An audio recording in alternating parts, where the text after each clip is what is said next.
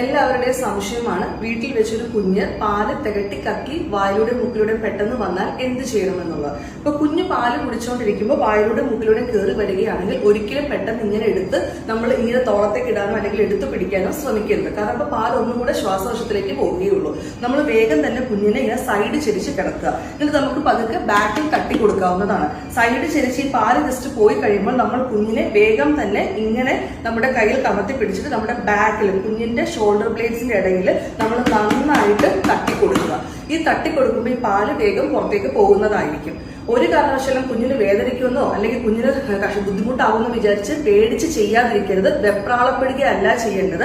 നന്നായിട്ട് നമ്മൾ തട്ടി കൊടുക്കുക. അപ്പൊ ഒരുവിധമുള്ള പാല് ഡിസ്ലോഡ്ജ് ആയി പോകുന്നതായിരിക്കും. പിന്നീട് നമ്മൾ പതുക്കെ കുഞ്ഞിനെ നേരെ പിടിച്ച് കുഞ്ഞ് കരയുന്നുണ്ടോ, കുഞ്ഞിന്റെ കളറോ കാര്യങ്ങളോ ഓക്കെ അല്ലെന്ന് നോക്കുക. കുഞ്ഞിന്റെ വായിക്കകത്ത് മൂക്കിനകത്ത് പാൽ ഇരിപ്പുണ്ടെങ്കിൽ നമുക്ക് തുടച്ചു കളയാവുന്നതാണ്.